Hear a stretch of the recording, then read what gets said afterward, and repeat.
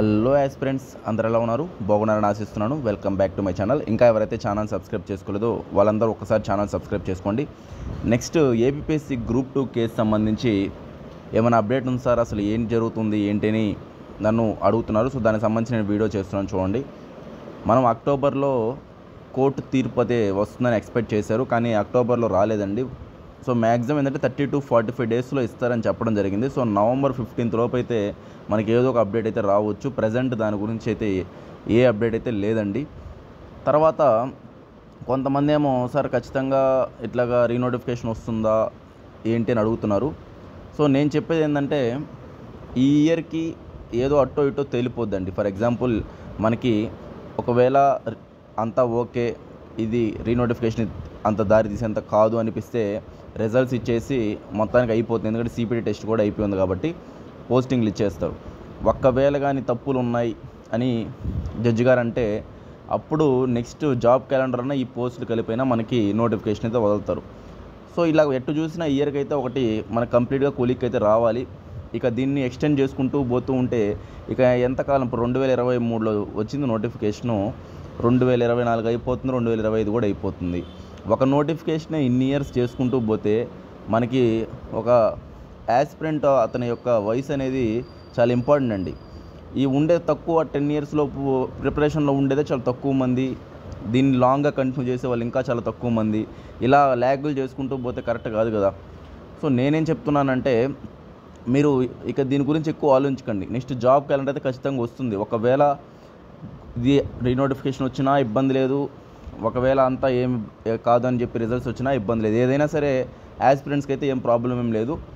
కానీ కొంతమంది ఏమంటారంటే సార్ పోరాడుతున్నాం కదా సార్ మేము, అంటే మీరు పోరాడవచ్చు, అటు సైడు వాళ్ళు పోరాడవచ్చు, కానీ ఫైనల్గా కోర్టు తీర్పే ఫైనల్ కాబట్టి మన చేతుల్లో ఏం లేదు. ఆల్రెడీ అంతా అయిపోయింది, రిజర్వ్ చేసేస్తున్న జడ్జిమెంటు, అది జడ్జి గారు చెప్పడం మాత్రమే ఉంది. ఇక మన చేతుల్లో ఏం లేదు. నేనేం చెప్తున్నా అంటే ఇప్పుడు దాని గురించి చెప్తున్నాను. ఇక మన చేతుల్లో ఏం లేదు కాబట్టి డెసిషన్ ఎలా వచ్చినా మనం తీసుకోవాల్సిందే. దాన్ని రీనోటిఫికేషన్ వచ్చా తీసుకోవాల్సిందే, రిజల్ట్స్ లేదా ఫైనల్ లిస్ట్ ఇచ్చేసి వాళ్ళకి పోస్టింగ్లు ఇచ్చినా తీసేసుకోవాల్సిందే. సో మన చేతుల్లో ఏం లేదు కాబట్టి మీరు టైం వేస్ట్ చేసుకోకుండా ప్రిపరేషన్ కొనసాగించండి. నేను చెప్పేది అదే, ఓకేనా. సో నేను యాప్ కూడా తీసుకొచ్చానండి, డిస్క్రిప్షన్ లింక్లో యాప్ ఇస్తాను, క్రాక్ ఏపీఎస్సీ ఎగ్జామ్స్ యాప్. ప్రతి ఒక్కరూ నా యొక్క యూట్యూబ్ ఛానల్ చూసే వాళ్ళందరూ డౌన్లోడ్ చేసుకోండి. దాంట్లో నేను నా 100% నేను బెస్ట్ ఇస్తాను ఆ యాప్లో, ఓకేనా. నేను చెప్పేది ఏంటంటే ఇంకా దాని నుంచి ఆ భ్రమలోంచి ఇంకా బయటికి రాలేదు, అది అయిపోయింది కదా. సో జరిగిపోయింది, రిజర్వ్ జడ్జిమెంట్ చేస్తున్నారు. ఆ జడ్జిమెంట్ చెప్పడం మాత్రమే ఉంది కాబట్టి ఇప్పుడు దాని గురించి మీరు ఎంత ఆలోచించినా ఉపయోగం లేదండి. అది అటు జరగద్దా ఇటు జరగద్దా అంటే టెన్షన్ ఉండొచ్చు మనిషికి, కానీ అటు ఇటు మన చేతుల్లో లేనప్పుడు ఇక మనం చేసేది ఏం లేదు కదా. అందుకని దాని నుంచి ఇక బయటపడండి.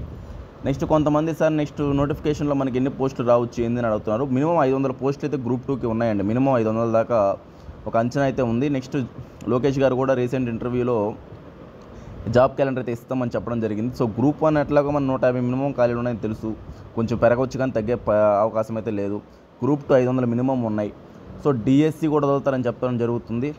సో ఇవన్నీ కలిపి మనకి జాబ్ క్యాలెండర్లో చాలా పోస్టులు వదులుతారు. మీరు ప్రిపరేషన్ కొనసాగించి మీరు కానీ పర్ఫెక్ట్ అయ్యారంటే నెక్స్ట్ ఇయర్ జాబ్ క్యాలెండర్ ఏదో జాబ్ అయితే కొట్టుకోవచ్చండి. మీరు టైం వేస్ట్ చేసుకున్నారంటే మీరే నష్టపోతారు. నేను చెప్పేది యాస్పిరెంట్స్కి, టైంను మటు వృధా చేసుకోకండి. కొంతమంది చెప్పేవాళ్ళు చెప్తుంటారు, వాళ్ళు మనం ఏం చేయలేము, వాళ్ళు వదిలేయడం మేలు.